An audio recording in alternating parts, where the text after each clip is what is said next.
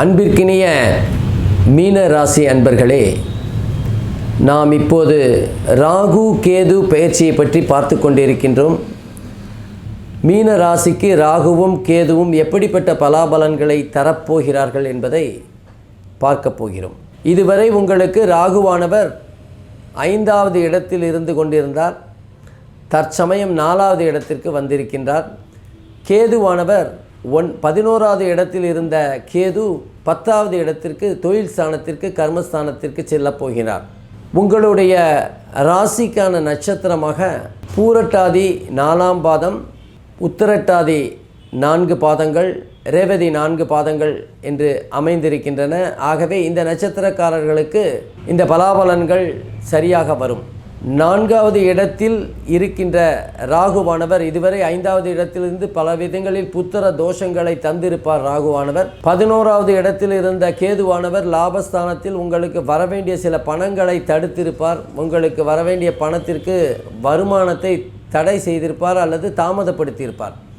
இந்த சூழ்நிலையில் தற்சமயம் 4வது இடத்திற்கு வருகின்ற ராகுவானவர் 2 வேறுபட்ட பலன்களை தரப்போகிறார் என்று தான் சொல்ல வேண்டும். காரணம், உங்களுடைய சுகஸ்தானத்தில் ராகு வந்திருப்பது என்பது சந்தோஷத்தை அனுபவிக்கின்ற உங்களுடைய ஆசையில் ஓரளவிற்கு மண்ணை போட்டு விட்டார் என்று தான் சொல்ல வேண்டும். ஆனால் அதே நேரத்தில் பெண்களுக்கு என்று பார்த்தோமே என்றால் வயிறு சம்பந்தமான சில பிரச்சனைகளும் தோல் சம்பந்தமான பிரச்சனைகளும் அவர்களுக்கு வரக்கூடிய வாய்ப்புகள் அதிகமாக இருக்கின்றது.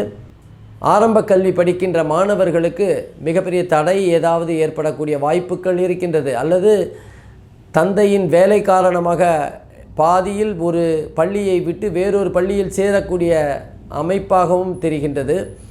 ஆகவே இடமாற்றம் அல்லது பள்ளி மாற்றம் அல்லது கல்லூரி மாற்றம் என்று ஏதோ ஒரு வகை மாற்றம் உங்களுடைய படிப்பில் சிறு தடையை ஏற்படுத்தலாம்.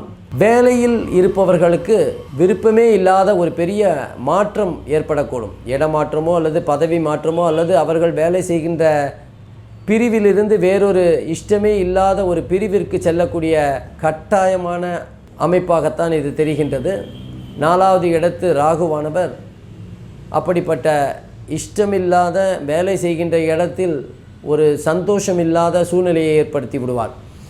சொந்த தொழில் செய்கின்றவர்களுக்கு கீழே வேலை செய்கின்றவர்களின் அனுசரணையான உதவி கிடைக்குமா, அவர்களுடைய ஒத்துழைப்பு இருக்குமா என்பது சந்தேகம்தான். ஆகவே அவர்களிடம் அதிகம் கடிந்து பேசாமல் அன்பாக பேசி வேலை வாங்குவது தான் சிறப்பானதாக இருக்கும். இந்த காலகட்டத்தில் 10வது இடத்தில் இருக்கின்ற கேதுவானவர் நிச்சயமாக ஏற்கனவே நான் சொன்னது போல வேலையில் இடமாற்றமும் அல்லது வேலையில் ஒரு திருப்தி இல்லாத ஒரு எண்ணத்தையும், நீங்கள் செய்கின்ற புதிய முயற்சிகள் அல்லது நீங்கள் செய்கின்ற உங்களுடைய திறமைகளை அந்த முதலாளிகளின் கவனத்திற்கு கொண்டு செல்ல முடியாத அளவிற்கு ஏதோ ஒரு வித தடையையோ இடைஞ்சல்களையோ ஏற்படுத்தி விடுவார். ஆகவே நீங்கள் செய்த ஒரு புத்திசாலித்தனமான திறமையான வேலை கூட வேறொருவருக்கு நல்ல பெயராக மாறிவிடக்கூடிய வாய்ப்புகள் அதிகம் இருக்கின்றன.